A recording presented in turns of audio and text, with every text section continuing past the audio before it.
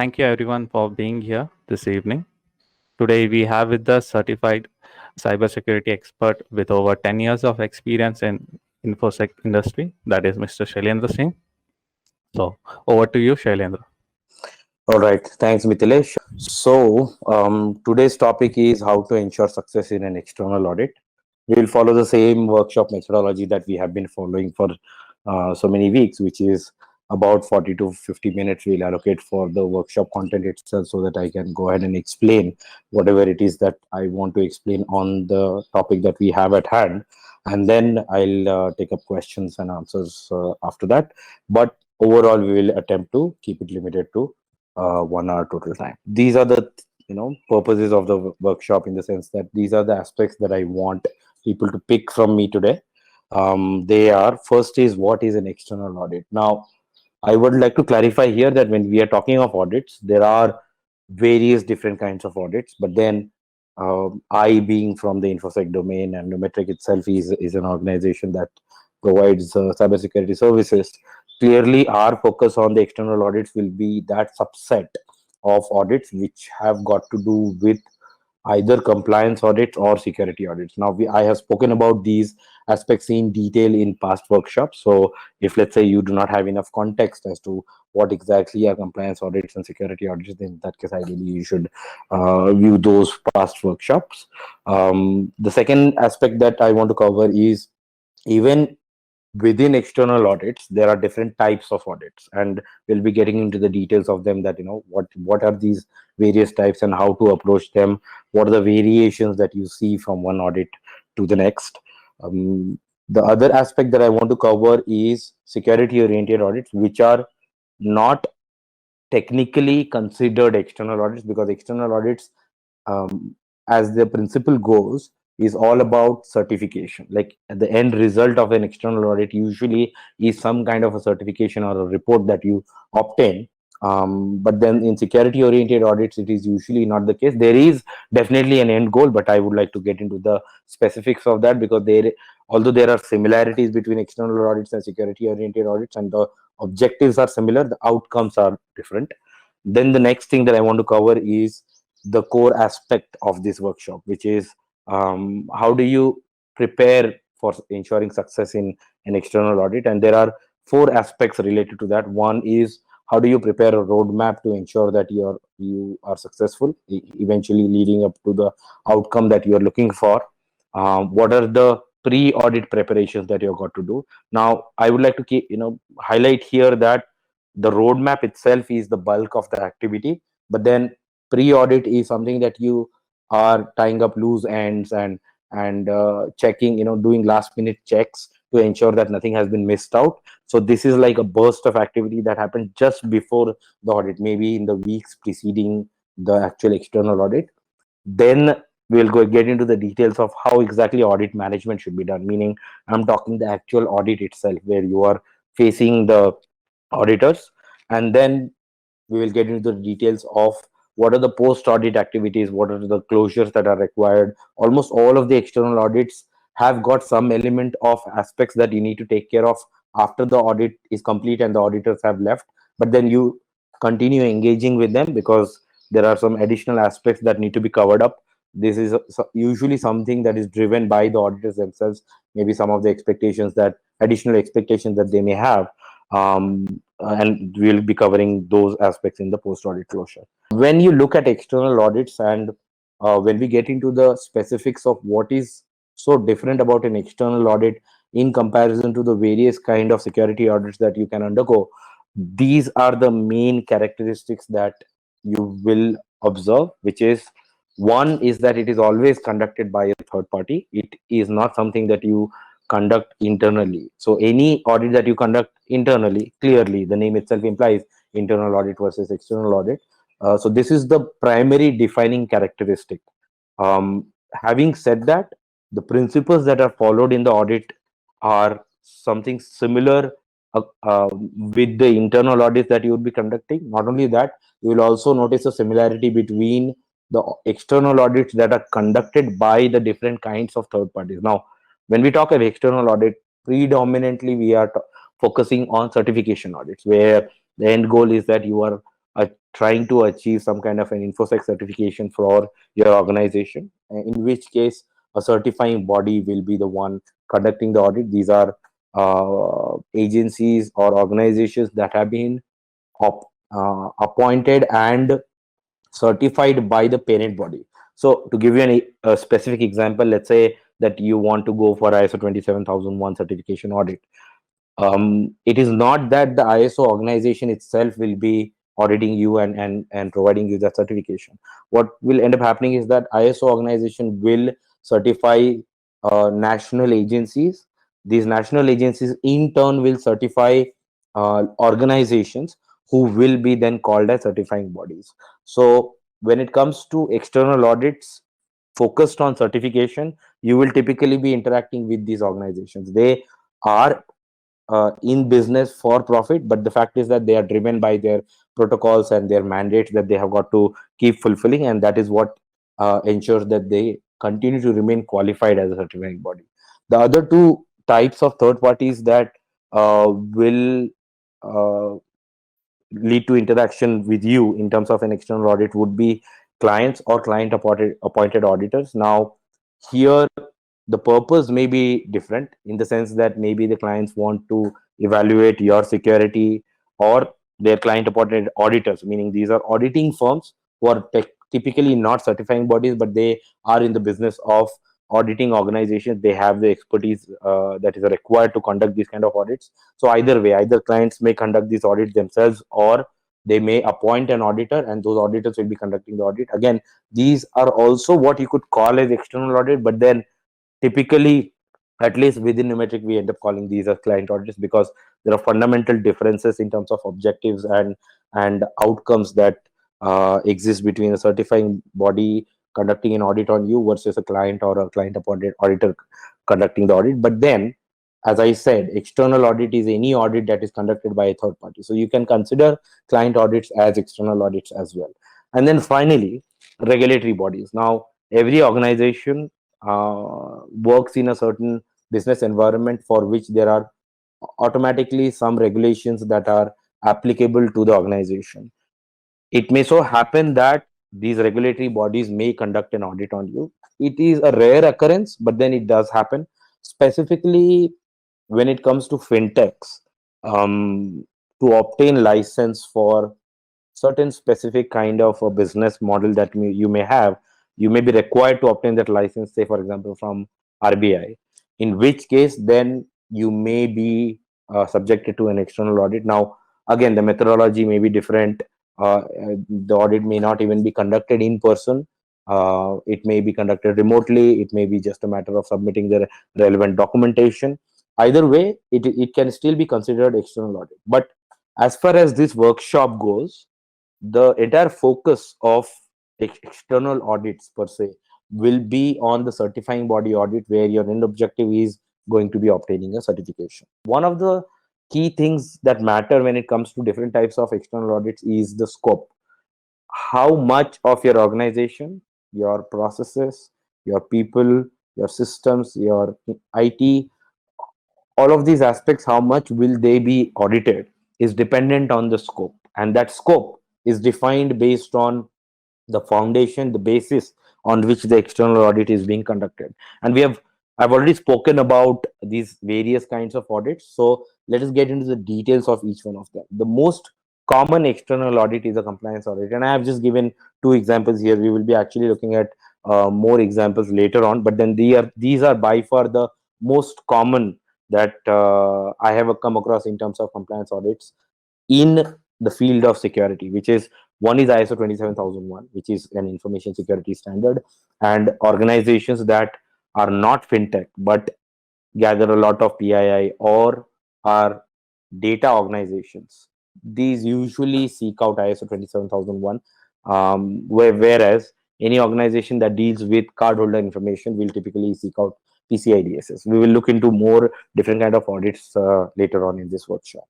The second kind of external audit is the security audit, which is what I mentioned earlier is the second type, which is the client audit or the client appointed auditor audit. Now, here you're not obtaining a certification. What you are rather trying to do is to provide sufficient assurance to your client so that maybe they want to provide you some kind of a business, and for that they are conducting their due diligence exercise. And because of this reason, the end result of this particular audit will not be that they will certify you in any way, but then they will give you their business.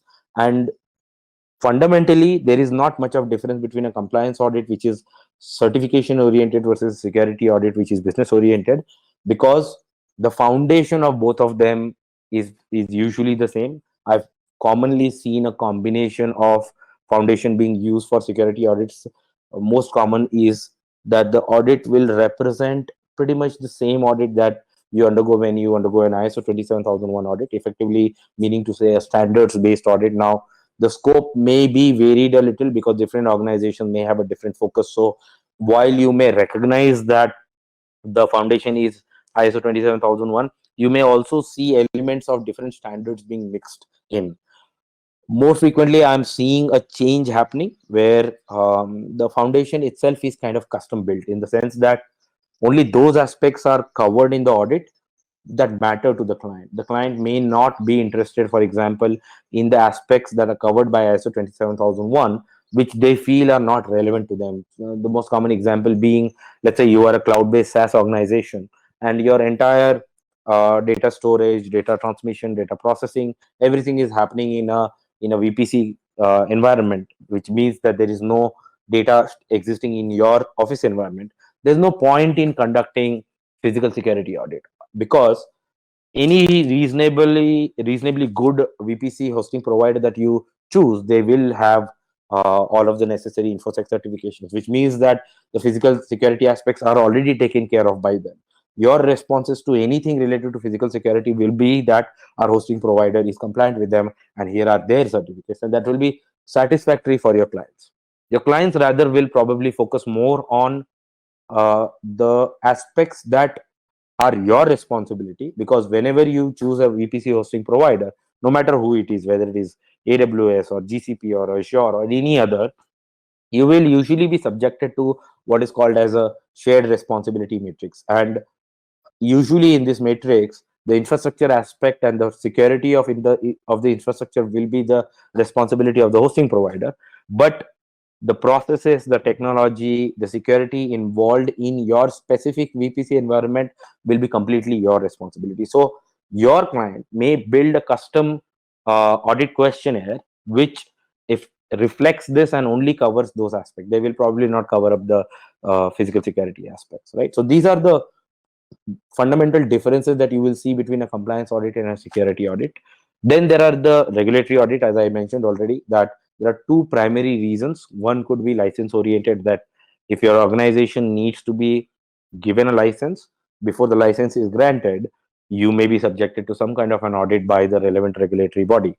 Um, Alternately, it also happens frequently where once the license is granted, it is not perpetual, it is not forever.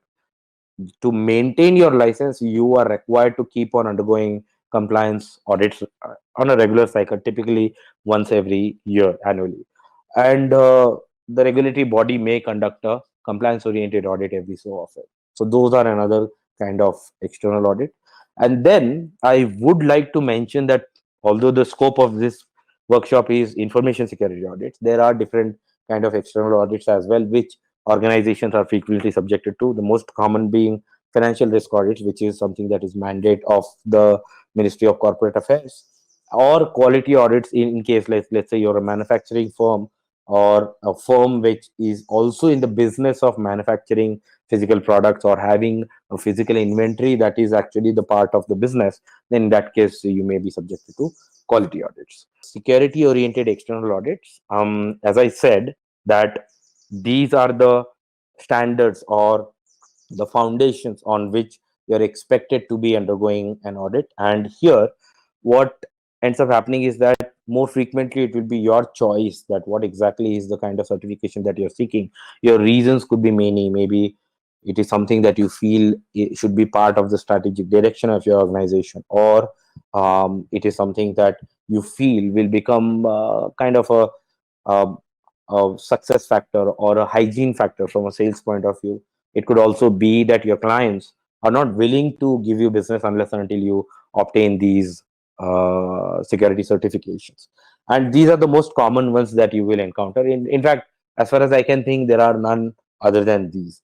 There are regulatory aspects and foundations that are there. So, for example, maybe your client expects that you be compliant with EU GDPR or HIPAA or any relevant law. Those regulations also expect fairly the same things that are expected by these certifications. The only difference is that there is no concept of external audits for regulations. You will be required to either conduct a self audit, or you may be required to appoint someone who's in this field. So, for example, like an organization like Neumetric, and this organization will go through all of your processes using the same principles that are followed in an external audit. But then, even then, you will not be obtaining any kind of a certification, because no agency or organization will ever certify you on a regulation. That is not how it works. So when it comes to external audits and when it comes to certifications in the field of security, these are the ones that you are expected to choose from. And I would like to highlight here the word choice, in the sense that every organization has got the choice not to go for the certification. At the end of the day, you have to figure out that, is this something that is valuable to me? Is this something that I cannot carry on my business unless and until I obtain these certifications? Does this certification significantly improve my future prospects as an organization? Unless and until the responses to these kind of questions are positive, probably you should not be choosing these. But increasingly, what is happening is that, other than the fact that you may yourself want to obtain these certifications because they are beneficial in the so many ways that I told you, in terms of the strategic direction, in terms of the value that they bring to your organization, in terms of the additional sales that they may cause, or the future of the business is more assured if you hold these certifications, meaning you get a competitive edge over your competitors. um I'm seeing that clients are kind of mandating these certifications now, because the increasing threat of supply chain attacks has started making the enterprise clients, and typically they will be your clients.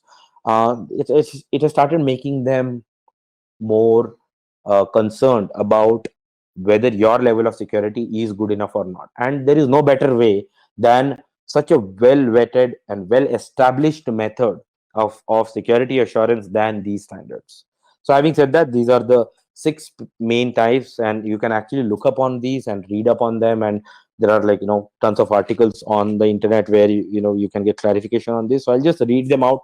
First and foremost is always ISO 27001. Now, the key important thing about the next three of them, which is ISO 27701, which is for privacy management, ISO 27017, which is for cloud security, and 27018, which is for cloud privacy.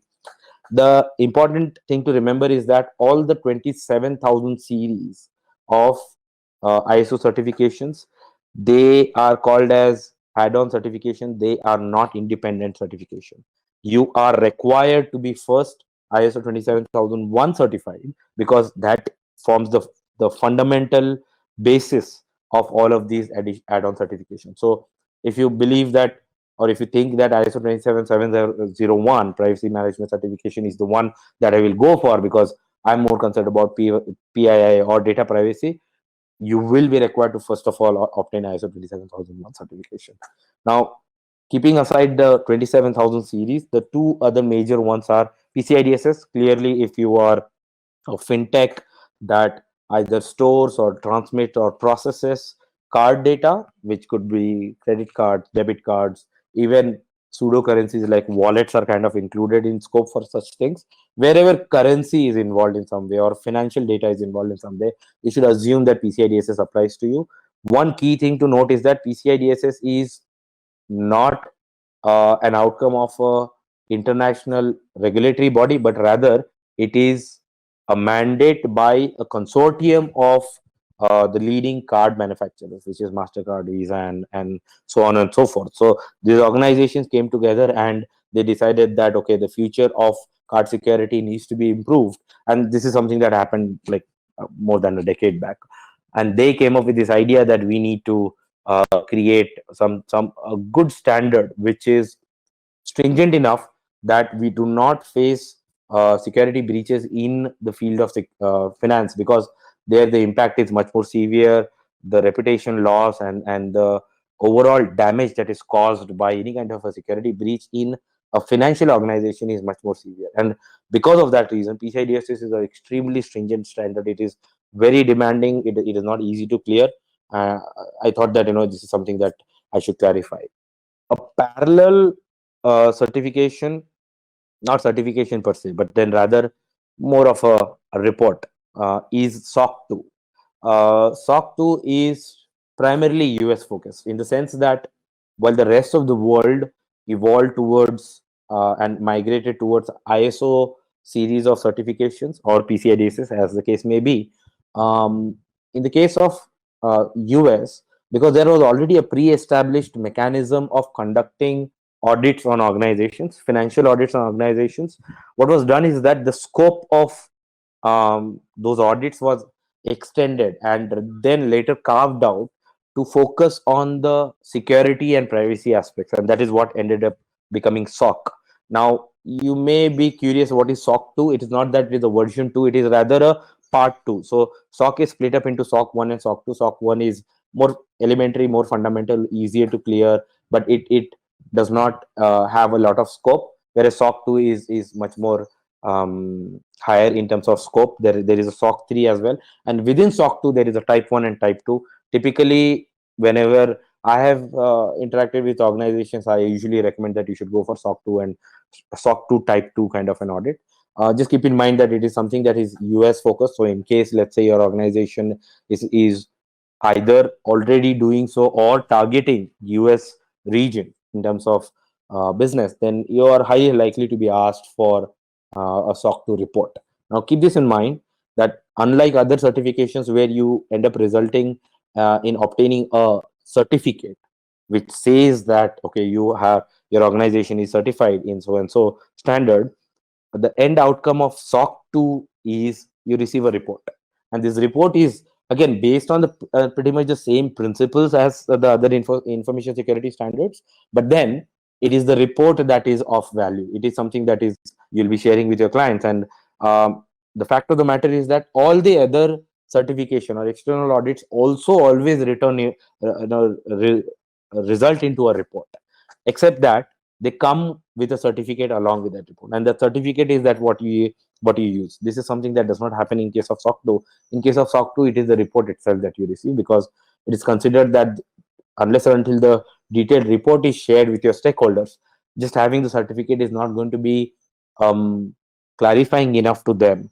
as to what extent are you compliant, and what are the flaws or what are the gaps that still exist in your system. Because it is entirely possible that you may obtain a certificate because you have cleared it to the satisfaction of the auditor, but then you're not 100% compliant. It is something that happens all the time.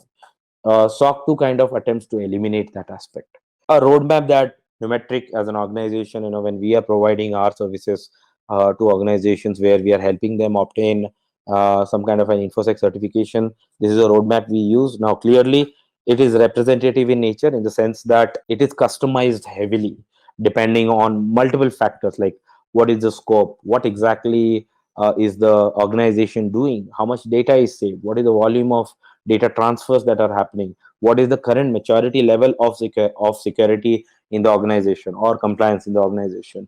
Does the organization have any kind of a financial data? What are the timelines we are looking at? What is the root cause or mandate why the organization is going for the certification?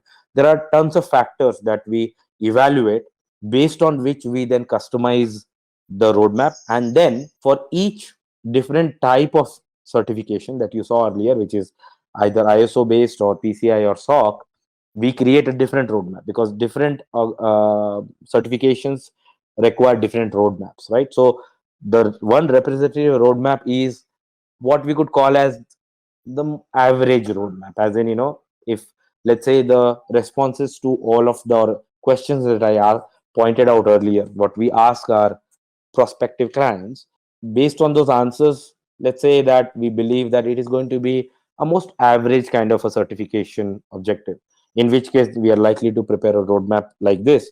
And keep it in mind that this is just for ISO 27001. For PCI, the roadmap is significantly different. For SOC 2, it is different as well. And in the roadmap, there are lot many more milestones and activities and tasks that we take up there. Like if you get into the details of tracking, then each of these activities have got several sub activities and tasks that we have got to carry out. There is a much more extensive, like hundreds of lines of rows of tracking items, what we call as a certification plan. Again, customized for ISO 27001 or PCI DSS or SOC 2, or even just ISO 27001 compliance. Maybe the end goal is not to really obtain a certificate, but just to become compliant with that standard. So depending on that, a much larger certification plan is prepared. But then at a high level, this is how it looks like. And in this roadmap, it is very important that you take care of these important milestones. First, you have to conduct an initiation meeting, and this initiation meeting must be with the senior management, along with those people who will actually be helping you on ground in implementing the standard.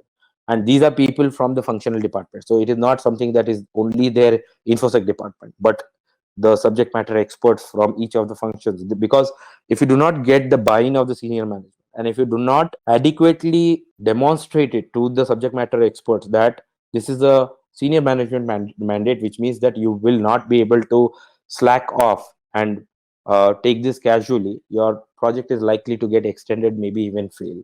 So initiation meeting is extremely important, where you set up the context, you explain what are the overall objectives of this entire roadmap. Other than that, you also ensure that you schedule and conduct regular infosec progress review meetings.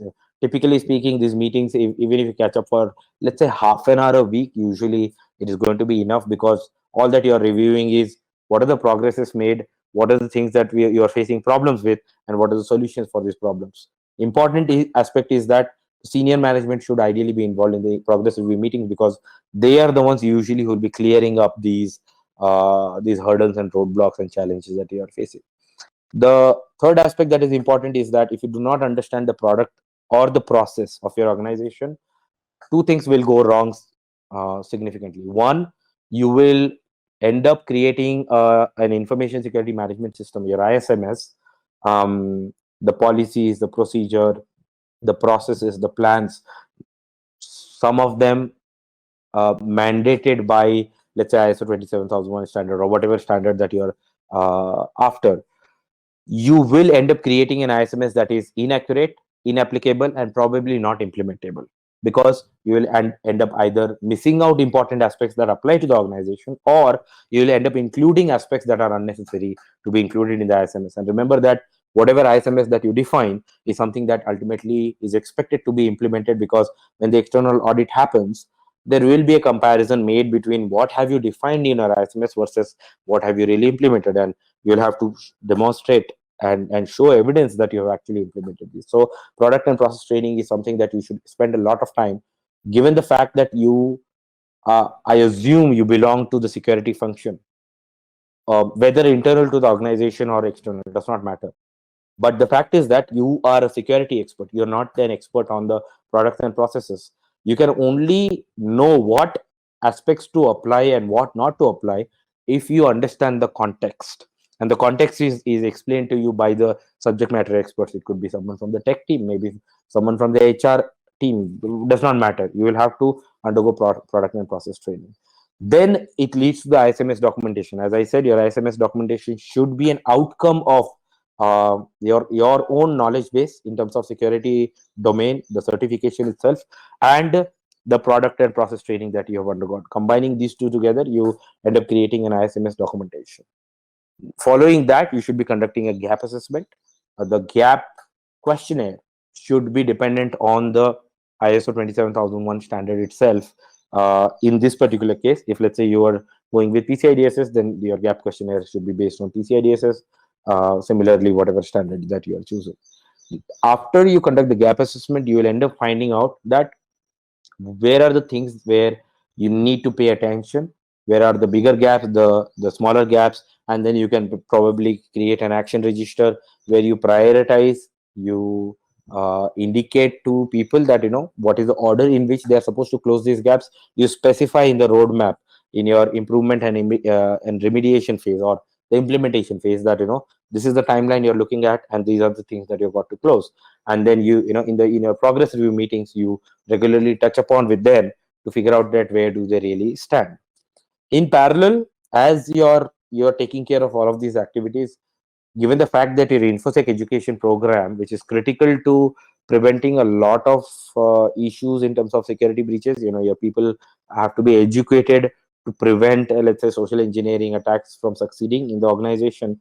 This is something that the security team can take upon itself, because infosec education program is an organization wide activity that is driven and executed by the security team. So what we end up doing when we are implementing is that there is implementation going on, and simultaneously there is infosec education program that is going on. You can choose what is the method that you choose. If let's say you are the same set of people who's also conducting both, which is implementation, improvement, and remediation, and also you've got to conduct infosec education program, maybe it may not be practically feasible to carry them out simultaneously, in which case then you can conduct them one after the other. The how the roadmap is defined at the very beginning is entirely dependent on you.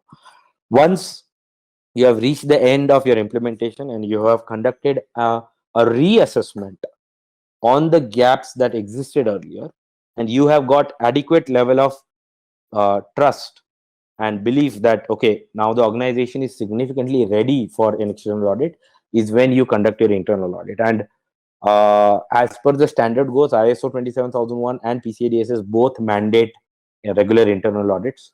If you are taking up certification for your organization for the very first time, are fairly confident that you are ready for the external audit. And if you are, let's say, going for ISO 27001 or PCI DSS, then in that case you are required to be conducting an internal audit, and internal audit methodology is expected to be identical to the external audit methodology. And the reason for this mandate is because of the fact that it is more of a combination of multiple things. It is more like a trial run for your external audit. So you yourself kind of undergo that process and you become comfortable with the idea. Your auditees undergo that process and they become comfortable with the idea. So there are a whole lot of aspects that are involved internal audit, and that is why internal audit is something that is mandated. Following the internal audit, it is expected that by the time the external audit begins, you are required to even remediate your findings in the internal audit. So hopefully you do not find too many gaps and they are remediated by the time the external audit happens. You will end up engaging with the external the certifying body much in advance to the actual external audit dates. There will be a proposal that you will receive. You will have to accept the proposal. You will have to accept all of their mandates, and only when all of these things are decided and agreed is when the external audit dates will be provided to you. When uh, your dates are frozen, the probability or the possibility that your external audit dates can be changed reduces significantly, because of the way the certifying bodies function is that they freeze the calendar of the appointed auditor. There are specific certified auditors belonging to these external audit agencies or the certifying bodies, and once their calendars are frozen, it becomes very difficult to change them. Given that, in my opinion, you should be fairly confident that you are completely ready for the external audit, and you will be able to judge that yourself why when you conduct the gap assessment or when you conduct the external audit. And these are the four main things that you should end up doing. One, you should be coaching the senior management. See, your senior management is going to be made up of all of the CXOs, and they will be led by the CEO clearly, but then none of them are from the security domain, and you should not have an implied expectation or belief or even an idea that they know how to face an external audit. Maybe they have not had experience, maybe they have not focused on this aspect. But having said that, in my entire experience, the senior management staff have always been very perceptive, very quick to pick up things in the coaching session, which is why I use the word coaching, because all that you got to tell them is how to present yourself, how to speak the security language. This is something that they may not know. The business aspects, they will most likely be able to speak comfortably. Their own function that they had, they'll be very comfortable. So you do not need to provide any kind of coaching, and you should also be telling them things what they should not be speaking, because there is a thing such as oversharing when it comes to audits. Oversharing leads to all sorts of problems, that maybe it will lead to additional difficult questions, maybe it will extend the time of the audit, maybe it will result in the auditor catching something and not liking. So oversharing is something that you should probably discourage in your senior management team. But then too much amount of coaching is not really required for the senior management. In my experience, 10, 15, 20 minutes of talking to the senior management, and they'll be fully comfortable. They will know that, okay, how to be present in the audit. The more time you should be spending is on training the auditee team. The auditee team is the one that will be spending a lot of time with your auditors. So they will need to know a whole lot of things: how to speak, how to be on time, how to be disciplined, how to take up challenge questions from the auditors. Auditors, by definition, they are auditing you, they're questioning you, they're testing you. They may end up putting you in a situation where you do not like. Maybe you feel insulted, maybe you feel like, they're pointing out flaws or mistakes in you. It is by design the nature of audits. You need to train your audit team how to handle these various situations, various aspects, their behaviors, in addition to also training them how to undergo their own audit, giving them an idea that what to expect, what not to expect, what to say, what not to say. So you should be spending a lot of time with your audit team. And remember that by design, auditors not only expect that the auditees will be from the functional domains, because clearly you being from the security team, you will not even know the details of the various functions that are being audited. At best, you will know about the infosec function, but you will not know beyond that. So the auditors will expect that the auditee team is responding. uh, in addition to that, they expect the auditee team, to be taking the lead. Not that you are there part of the audit and you are along with the auditee, and throughout the way half of the sentences are being completed by you. Ideally, you should avoid that, because it does not really build confidence in the auditors that infosec or security or compliance is really well implemented in the organization. If you have to pitch in all of the time at the time of the audit, then probably your preparation, your implementation has not been of that high quality, right? So this is something that ideally, you prepare for much in advance, and hopefully during the audit, all that you have got to do is just sit and monitor and make notes, right? So train the audit team. Next is review the documentation and records. Specifically, the first time around when you undergo an audit, there will be tons of documentation that will be expected from you in terms of your ISMFs, the records that are created out of the ISMS implementation, the record that are created out of your action register closures, the records that are created out of the process and plan implementations in the organization. The auditors will go through all of these, and fortunately, in our current environment, like even pre-COVID, this was the case that a majority of the documentation would be digital. Information security by design is usually applicable to organizations that are significantly more digital. Because of that, almost everything happens on the computer. And then finally compare your status against the standard. Kind of a quick gap assessment. You will have conducted this gap assessment months back. Probably you should go back to that and check again that what were the aspects that you marked yourself as in terms of being inadequate, and how do you measure up now. And once you do that, I think you'll be fairly confident that whether you are really ready for the audit or not. Every audit will be a few days long. There is, in fact, an auditing standard which mandates how many days and how many hours of time can be spent on different kinds of audits. There is a standard for that as well. And whenever an external audit is conducted, specifically from ISO point of view, it is mandatory for the certifying body auditors to adhere to the auditing standard. And for this reason, the length, duration of the external audit is limited, which results in almost always a random sampling audit being conducted when it comes to ISO standard. This is not the case for PCI or SOC, in which case it is like 100% audit, where everything that is there to be checked is checked, and that is because of the way those standards have evolved, right? But having said that, the fundamental principles of how you undergo the audit remain the same, and these are the four most important things that I have noticed. One, Ensure that yourself, your team, infosec team, and the audit team, they are disciplined.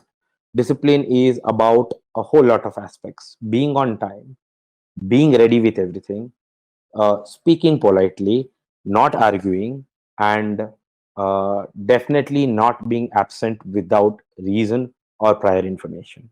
Right. So these are the aspects. As long as you, your team, infosec team, and the audit team take care of, the auditor will remain happy, and a happy auditor is going to be less demanding on you. An angry auditor will be a dangerous auditor. Anyone who's upset with the casual attitude that is displayed towards them is not going to be soft on you, right? So it does have a significant impact on how your entire audit experience goes, including what happens, like what is the end outcome. Frequently I've seen that auditors will get extremely angry, and yet they will go ahead and certify because they are objectively driven, and they are following their protocols. Meaning, just because you did not do things in a disciplined manner, that does not mean that your organization does not deserve to be certified. But then it does leave a bad experience with them, and frequently it so happens that once an auditor is appointed by a certifying body, the same auditor will come back the next year as well, because they are the ones who have context. And once you form a first impression, most likely that impression will continue. So it is very difficult to change first impressions that you have created. The best way is be disciplined for everyone involved in the audit process. Next is prompt communication. Things always go wrong. Things do not always go according to plan. Whatever happens, ensure that you are in constant touch with your auditor before even the audit begins, and you will be told who's your auditor, and their communication details will be shared with you weeks in advance. Ensure that you are using that knowledge and not seeing or speaking to your auditor on the day of the audit itself. Interact with them in advance, interact with them frequently during the audit, interact with them during the breaks that are taken between two audits, as in audits for one function and the next there will usually be a gap. Communicate in that. At the end of it, communication is all about interaction with humans, and auditors are humans as well, right? Ensure that your communication is prompt and pleasant. The next part is, you will receive an audit plan provided by the auditor. You will have some opportunity to modify the plan, request for modification, maybe because maybe the day, the time slot when it begins is too early for your organization, or maybe the dates that are given, maybe they are not fitting you. The order of audits, the functions in which they're ordered may be not suitable for you. Maybe the auditees are not available. You can always request for a modification of the plan. So once the plan is frozen, ensure that you do not try to modify it after that, because then it is upsetting. It kind of makes the audit experience unpleasurable for the auditor. So try to stick to it. What this means is that now that you agreed to the plan, ensure that your auditees are now sticking to the plan itself. So that will involve some kind of an operational work in terms of your security team, ensuring that while one audit is going on, the rest of the auditees are kept aware that, okay, this is what is in progress, you are up next, and this is the projected time when the audit will complete, and if you are ready at that point in time, then it will be good. As much as possible, I have observed that external auditors will try to stick to the plan that they have sent to you, but frequently it happens that they require more time for auditing a particular function, because there is so much of more that they figure out in the audit itself that require additional level of questioning, or they may be easily satisfied with whatever is being shown by the auditees, in which case they may want to wind up that particular function earlier. If either of these two situations happen, you have already indicated to your auditees that we this is the plan going to be, this is the time slot when you are expected to be ready, and they will be mentally prepared for that, because that is what you have trained them on. And then suddenly the auditor is expecting that, okay, there is an extension in the previous audit, or there is a the next audit can be conducted earlier. Your auditees themselves will be kind of inconvenienced. If you keep on constantly tracking them, maybe through some kind of a group that you have set up in an instant messenger, every organization now uses those kind of systems, so it should be easily possible. This will delight the auditor, and this delight results in two things. One, your audit keeps on getting better and better, because the auditors keep on becoming less and less demanding. The fact that you are able to manage your audit so well operationally, in itself is an indication that how well you must have done for your core function, which is security, right? I mean, if you do one thing well, it is highly likely that you will do another thing well. If you're doing something that is not your primary domain, which is operational management of the audit, but you're doing it well, it's logical to assume that probably your security function is doing even better, right? This is not really out of the ordinary. It happens all the time that a poorly managed external audit is also indicative of a poorly implemented security, whereas the converse also is kind of true. A well managed external audit is indicative of a well implemented security function. So they go hand in hand. And one other aspect that I've seen auditors value, and in fact are extremely, it is an extremely important aspect for your future uh, security and compliance, is note taking. See, what happens is when you are undergoing external audit, the auditors come with a lot of experience, come with a lot of knowledge. They may not have knowledge of your specific organization, but then they come with wide extensive experience, and they conduct audits day in day out, so they get exposed to various kinds of organizations, which means they come with a wealth of knowledge and experience, uh, maybe from your domain or maybe from other domains that may be beneficial to you. And in the process of conducting audits, they will make these random observations, make these comments. You should ideally be noting them down. Some of these comments will become your gaps in the assessment report that you will receive later on. This will be the gap. This will be the formal assessment report that you receive. But the usual thing I've observed is that for every one thing that is pointed out as a gap or as a finding in your assessment report, you'll probably have 10 to 20 observations made by the auditors, which are extremely valuable to you. So my opinion is that you should keep on taking notes, and then once you have made these notes, add these notes in your action register for the next year, because it will really help you improve your security in the direction that you should be heading, given the fact that it is coming from someone who's from that domain, having extensive experience, very wide wealth of knowledge. Naturally, it makes logical sense that no matter how educated you are in your own domain, it would probably make more sense to just follow that, right? So take take up this activity of note taking seriously. It also indicates one more thing to your auditor, which is that you're serious about the audit.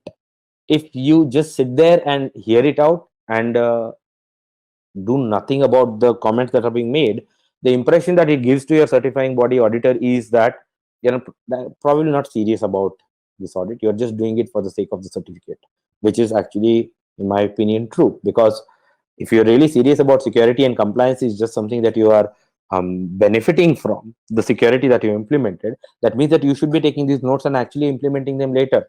The fact that they are not going to be a reason for you not getting the certificate kind of indicates that you're not really interested in security, you're interested in the certificate. And this is something that I have seen upsets auditors, because the auditors are, yes, they are going to give you a certificate, but truly speaking, their objective is to see you become a secure organization. See, their reputation is at stake as well. Tomorrow, if let's say that you are ISO 27001 certified and yet you face a security breach because of poor security, it may become public knowledge that which is the certifying body that has certified you, and their own reputation may be affected. So, which is why the inherent expectation of the auditors is that you're not undergoing that audit for the certificate, you're undergoing that audit to evaluate your security. The certificate is a byproduct, and this is proven extensively if you take notes.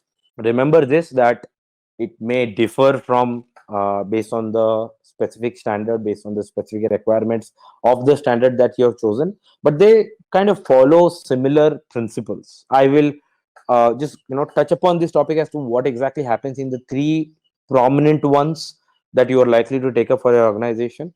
One is ISO 27001, where it is mandatory to submit a corrective action plan, which is acronymed as CAP. And unless until you submit this, you will not be getting your certificate. The auditor has to receive this corrective action plan on their findings, and no matter how well you have implemented security and how well you are compliant, you will always have gaps, because it is practically impossible to be compliant with everything that the standard expects. So some findings will always be there. The expectation of the auditor and the standard is that you submit this corrective action plan the auditor accepts them, the corrective action plan will indicate that what exactly are you going to do about the findings, by what time you're going to do it, who's going to do it, which function it belongs to, what is the root cause. There is a prescribed format for this. You fill it up, you send it to the auditor will accept it. If they want, they will ask you for some kind of changes to be done to it, but if they accept it, then they will go ahead and sign you off, and then your certifying body's operations team, once they receive this approval from the auditor, then you will end up receiving your certificate. Something similar is done for SOC 2, except that it is called exception testing. Exception testing happens when uh, the specific CPA, and CPAs are the ones who are authorized to sign off your SOC report. They may observe that there are things that they are not satisfied with, and they include these in exceptions, and these exceptions you are required to then close. They are kind of similar to gaps, and then you have to create those records, and those records, when they are created, you submit these records, and that is what that process is called as exceptions testing. And once this is complete is when you will be, your SOC 2 report will be signed off, and a formal report will be received by you. Similarly, is the case in PCI DSS, happens all the time, where PCI DSS being the most stringent, and there is no such thing as random sampling when it comes to PCI DSS. In PCI DSS, every single requirement must be met, unless that requirement is not applicable to you, which is a entirely different case. Meaning, if something applies to you, then you are required to implement it. Unlike ISO, where random sampling audit is done, PCI DSS is a 100% audit. So everything that applies to you, you are required to submit. Now, frequently it will happen that you may meet 90, 95%, 99% of the requirement, but there is that small bit that you're not compliant with, and additional documentation is required. The auditor will then leave, but then they will give you some time, and in that time, you are supposed to submit this documentation. And once they receive it, is when the final assessment will be done, and that is when you will receive the attestation of compliance and the report on compliance. Right. So this is what usually happens in post audit closure for these three. Other standards follow pretty much the same concept, so they do not differ. What we learned is that what is an external audit. An external audit, the main characteristic of an external audit is that it is conducted by a third party. You cannot conduct an external audit internally, naturally. The next we covered is what are the different types of audits. I mentioned that typically external audits are all about certification, and there are other kind of external audits which may be client driven, client appointed auditors, or maybe they may be regulatory bodies. A subset of external audits is security oriented or certification oriented audits, where you are only intending to obtain an InfoSec certification. We also looked at the various InfoSec certifications, which is 27001, 27701, 27017, and 27018. Then we have PCI DSS, and then we had SOC. Uh, Next, we covered the aspects that help you ensure success in an external audit, and there are four major aspects that you need to take care of.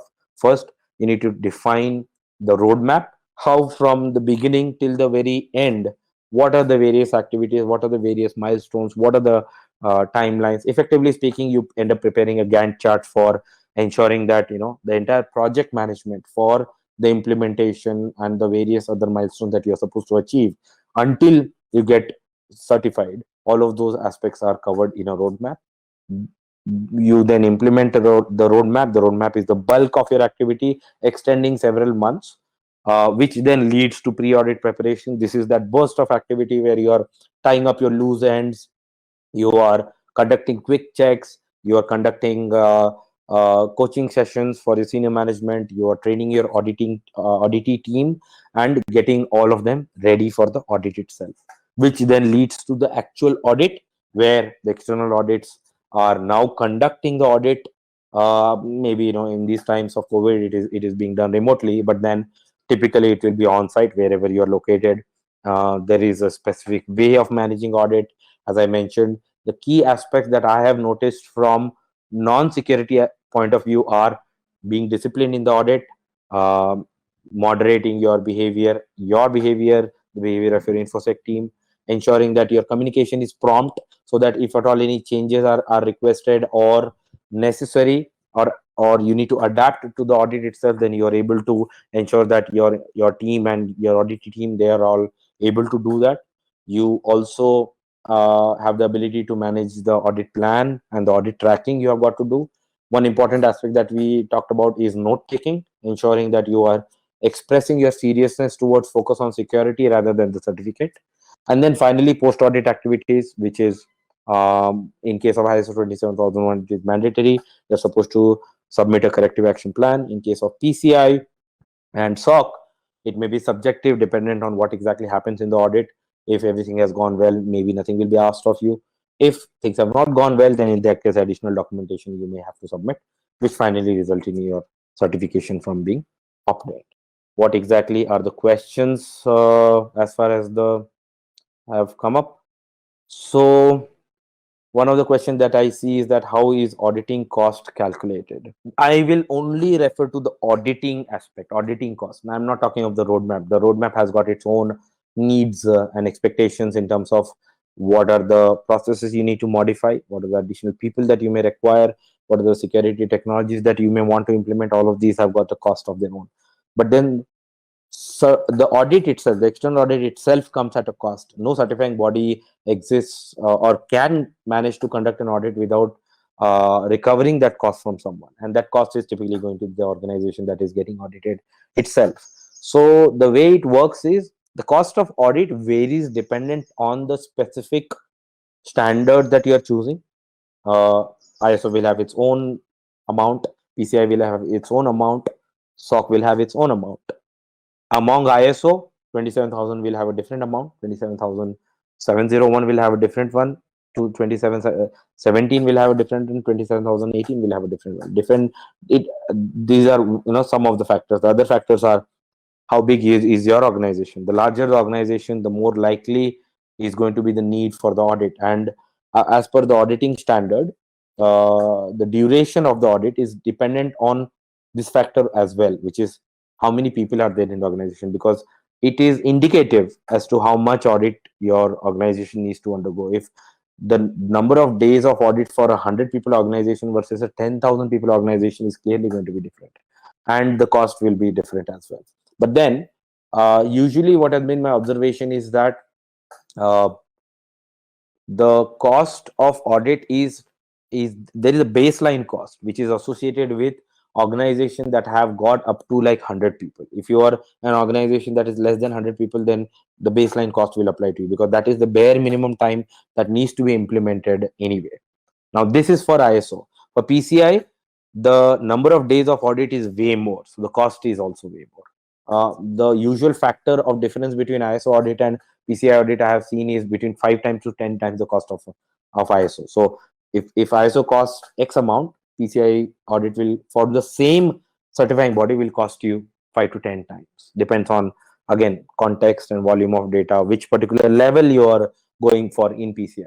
SOC is entirely dependent on the specific CPA that you seek to obtain from your, like from the SOC 2 report that you intend to obtain from the specific CPA. It will be dependent on them. Other than these factors, also one other aspect that I've seen has got an impact on the auditing cost is the specific certifying bodies, because at the end of the day, these are for profit organizations, so they have got their own pricing dependent on various factors, like what kind of brand reputation do they command, how good they are in terms of their managing of their operations, how efficient and effective they are, how useful they are, how much value they bring to your organization as a certifying body, how old they are, because the older they are, the more brand reputation they may have. So this also factors in. My opinion is that please do not choose the cheapest ones.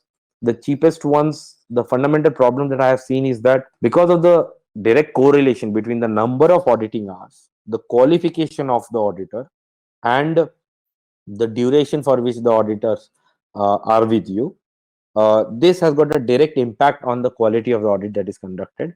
Besides that, once the reputation of a particular certifying body is affected, in the market, in the sense that organizations or people come to know that, okay, these are auditors who do not follow entirely ethical or professional methods, what happens is that even if you obtain that certificate, it will not be of much value. I mean, see, the fact of the matter is that if you are conducting an audit for the sake of getting a certificate, and that is your only objective, then I'm not sure as to how exactly to I would respond to that. But the fact is that I would probably be discouraged from even associating, an organization like Neumetric with such an organization, because there is a lot of reputation and trust involved when it comes to obtaining any kind of an infosec certification, whether it is ISO or PCI or SOC, does not matter. And once this reputation is associated, whether it is with implementers like us or whether it is with certifying body, um, tomorrow if something goes wrong with your organization, that reputation will, or that brand image impact is likely to wash off on the implementers and the certifying body as well. And because of this reason, it is a good practice as an organization not to be too much concerned about auditing cost, because even if the auditing cost is slightly higher, you will be assured of the fact that they will do a good job of conducting the audit. And a good audit is not likely to reduce your chances of getting the certificate so much, as it will help you identify what are the real flaws in your organization. That is something that you want to know, which you may not find out if you get a cheap audit done. Besides that, brand reputation does matter. The bigger the name of your certifying body, the better for you. Because once you obtain their certification, it means that you obtain certification from a reputed certifying body. The best part about auditing costs is this: it is not really much. In the context of your organization, it actually will be very small. Now, I am resisting from quoting an exact amount because of the fact that there are so many variables and so many factors that it is not easy for me to give you even a ballpark estimate. But then um, you can easily run a search. So the fact of the matter is that if you try to run an internet search, how much it costs, you're highly unlikely to be able to find it, because of the reason that I mentioned earlier, which is the variables are too many, right? But then it is not much. Okay, next question is, what qualifications, licenses, and external auditor should have? Okay, external auditor will have the same qualifications and certifications as I do at an individual level. So, for example, I am CISSP certified, CISA. CISA stands for Certified Information Security Auditor. Or I have CISM. Then I am ISO 27001 lead auditor certified. So I'm actually qualified to be an auditor. Similar kind of certifications are held by the external auditor.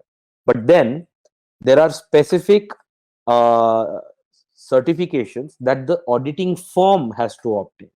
So, like, ANAB, for example, American National Accreditation Board, is just one example of it. And every major country has got its own accreditation board, which is the body that is certified by ISO to allow certifying bodies to be certified. So it's a long chain. ISO does not directly certify the certifying bodies.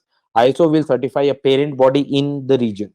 That region is like ANAB, ANAB, and that body will then locally certify the certifying body, the organizations themselves, right? So it is a long chain, and for a certifying body to continue being a certifying body, they need to continue holding the certification. And there are a lot of protocols, a lot of mandates that the certifying bodies have to undergo themselves. So to give you an example, if they conduct 100 ISO 27001 audits, randomly 5 of those will be picked up, 5 or more. I'm just giving a guess number. But then randomly, some audits, the records that they have created, they will be picked up by the parent certifying body within the region, and those documents will be audited. The auditors who conducted the audit, they will be audited, whether they have followed the standard or not, whether they have met the expectations of the parent body, which is ISO here. Similar principles are followed for PCI. PCI, it is even more stringent and more demanding.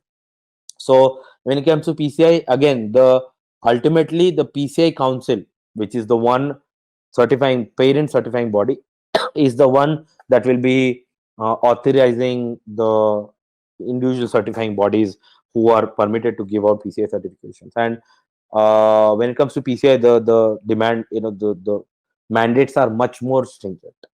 Then when it comes to SOC, SOC has got a mandate that only a CPA, certified public assistant, accountant, by AICPA, they are the ones who are the only people qualified and certified and authorized to sign off on a SOC report. So these, there are a whole lot of certifications that both the individuals as well as the organizations have to have before they can become an external auditor.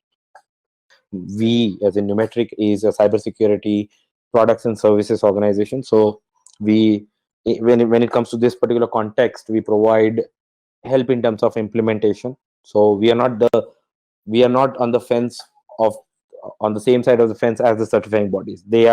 We are on your side. So effectively, we will help ensure that that entire roadmap that I spoke about is something that is implemented in your organization. All the functions are subjected to whatever are the requirements of the specific standard that you are seeking for being certified in. We ensure that the organization is ready for the audit. We handle the audit itself on behalf of you for the very first time. The expectation being that the second year onwards, probably you will have your own security team and you will manage both the security and the compliance function on your own. But then the initial first year, we will be helping you obtain that. And we then face the auditors themselves as the security function. In parallel, it also happens that if, let's say, you are undergoing any kind of a client audit or various other security activities which can be considered to be out of scope of the roadmap, okay, certification roadmap, then we'll go ahead and handle that as well. Meaning, kind of we become your extended security function until you build your own security function internally. So we handle those aspects.